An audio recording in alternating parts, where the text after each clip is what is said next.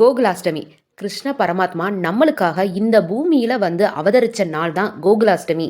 சிறையில அஷ்டமி திதி ரோகிணி நட்சத்திரத்துல வசுதேவர் தேவகிக்கு 8வது மகனாக வந்து அவதரித்தவர் தான் கிருஷ்ணர்.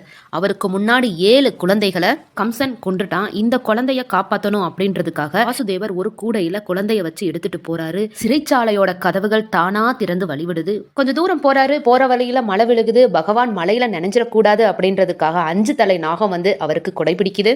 அண்ட சராசரங்களும் கட்டுப்பட அசரீரி ஒலித்தது போல் ஆயர்பாடியில கொண்டு வந்து சேர்க்கிறாரு அந்த குழந்தைய. சிறைச்சாலையில பிறந்து ஆயர்பாடியில வளர்ந்து தன்னோட கண் பார்வையிலே உலகத்தை காத்து ரட்சிக்கும் பரம்பொருள். அதனாலதான் அவரை கண்ணன் அப்படின்னு சொல்லிட்டு அழைக்கிறாங்க. இப்படிப்பட்ட அற்புதமான தெய்வம் அவதரித்த இந்த நாளை தான் நம்ம கிருஷ்ண ஜெயந்தி அப்படின்னு கொண்டாடுறோம். ஆயர்பாடி மாளிகையில் தாய் மடியில் கன்றினை போல் மாய கண்ணன் தூங்குகின்றான் தானேலோ.